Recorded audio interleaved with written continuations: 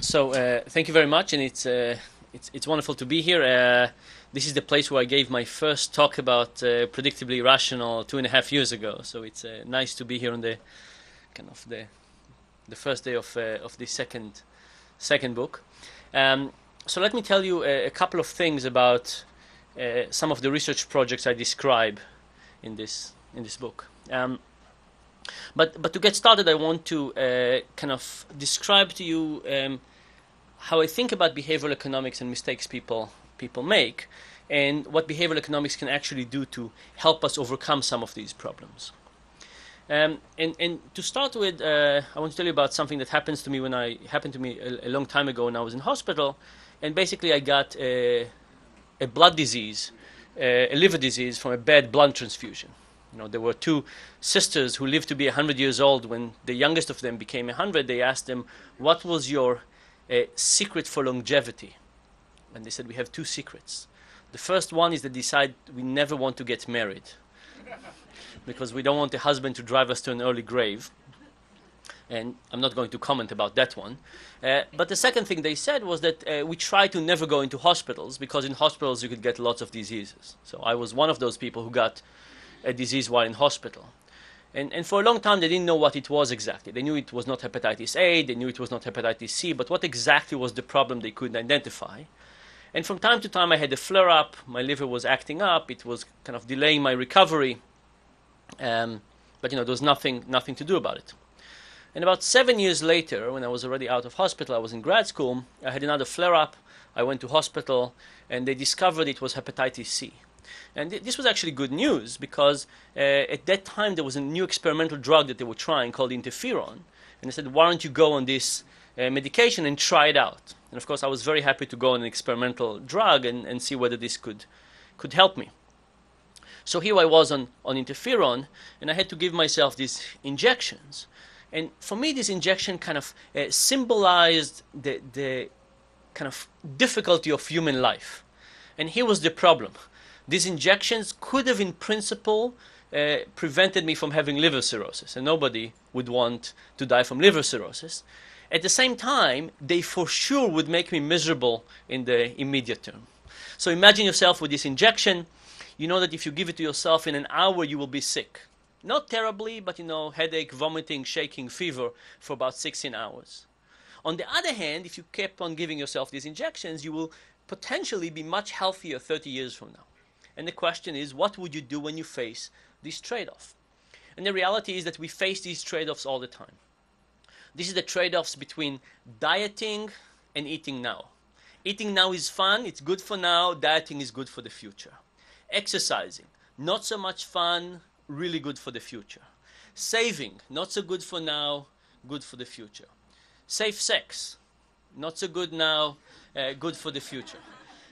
And it turns out that every time we face these trade-offs, we basically fail. We over-focus on the present. We do what's called a present bias focus. We focus on the present, and as a consequence, we discount the importance of the future.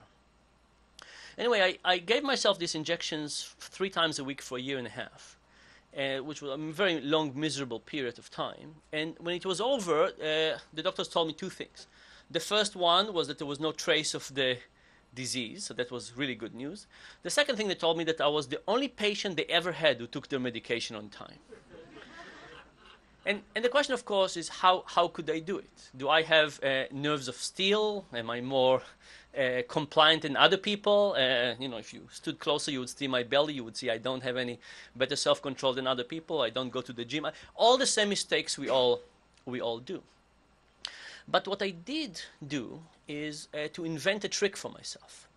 And my particular trick was that I love movies. And if I had lots of times, I would watch lots of movies. Sadly, I don't have much time.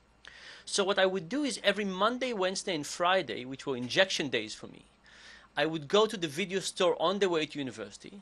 I would rent 2 or 3 videos that I really wanted to see. I would carry them in my backpack the whole day, anticipating watching them. Then I would get home. I would put a video in, I would give myself the injection, I would get the blanket, I would get the bucket, I would all ready for the side effect to settle in, and I would start watching a video immediately. I didn't wait for the side effect to settle in, I didn't wait to feel bad. I tried to connect the injection with something positive like movies. Now, if you think about it, it's something really strange. The reality is that me and all the other patients should have been motivated by having a safe liver. Livers are really important. Ejections, unpleasant but not so big, right? But the reality is that because the improvement in the liver is long in the future, this was just not sufficiently motivating. Now think about it in the following way. Did I really care about my liver? The answer is no. I cared about these videos. I cared about the movies. And we call this reward substitution, where the idea is that if we can't care about the things that really matter, maybe we can find something else that would make us behave as if we care about the big things. And I basically substituted liver with movies. Let's think about it in another way. Think about global warming, for example. In fact, if you wanted to design a problem that people wouldn't care about, it would look like global warming, right? It has all the elements to get people just not to care. Long in the future, maybe, would happen to other people first. We don't see any residue of it, and anything we would do is a drop in the bucket. You take all of those things together and you say, there's just no way for us to care about it. Now, you could think maybe we could do some educational program. Maybe we could get people to care. Maybe we could get people to wake up every day with a sense of urgency and importance about global warming. The reality is that it's going to be very hard and unlikely to succeed. So can we try reward substitution? Can we try to get people to care about other things that would make them care and behave as if they care about the environment? And this is non-scientific, but I think that the Prius is one of those things. So I don't know about your experience, but when I drive around and I see people driving Priuses, they look to me like they smile more than other people. Right? And I think for good reasons, right? They look at themselves and they say, hey, my goodness, I'm a good person. I'm driving Prius. And other people look at me and they also say, yeah, they also look at me and they say how wonderful I am that I'm driving this wonderful car. Now, are people who are driving Priuses really care more about the environment? Perhaps, but I think they also care about their ego. Not in a bad way, in a good way. They care about their ego, and by caring about their ego, they're doing something that is also useful for the environment.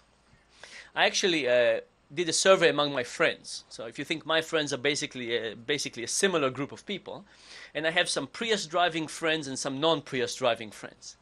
And I asked all of them about all kinds of stuff that they have done for the environment. What cars they're driving and how much they're insulated the attic in their house and how many light bulbs they have changed and changed the heating element in the room. And the reality is that my Prius driving friends don't do things that are very different from my non-Prius driving friends. They're good people, but they're basically the same, aside from the Prius. Why? Because the Prius gives them a reward substitution. It gives them something else that gets them to behave differently about the environment. Now, the reality, I think, is that this is a clue to think about how we solve lots of problems, right? We look at all of those problems when people trade off wrongly the short term and the long term, and we say, can we solve it? Can you educate people? And the reality is we probably can't, but if we find the right reward substitutions, we might be able to get people to behave better. And for me, this is kind of the promise of behavioral economics. On one hand, we're trying to identify and figure out what people are doing wrong. On the other hand, we're trying to think about what kind of solutions we can propose. Let me switch to another topic. The second topic I want to talk to you, which is very apropos in New York City, is executive bonuses. So I'm not sure if you've heard, but there's recently been issues with executive bonuses, particularly in this city. And the question, of course, is not just how much people deserve and what's right and what's wrong. The question is, if people are getting paid high bonuses in public companies, we are all, as their shareholders, are paying their salaries. And are we getting the kind of quality performance that we think we're getting when we pay people a lot of money? So what is the intuition? The intuition that people have is that as we offer people bigger bonuses, they want to try more, they try harder, they care more. And as they care more, they will actually be more successful, right? But let's think for a second about whether this is really the case. If we offer people dramatic bonuses, will they try harder and will they become more successful? So let me start by describing to you an experiment we did. Imagine the following scenario. There are 6 tasks that require creativity, problem solving, concentration, and so on. And all of the tasks take about an hour. and I tell you that if you do well on those 6 tasks, I will give you a salary equal to 1 day of your wager.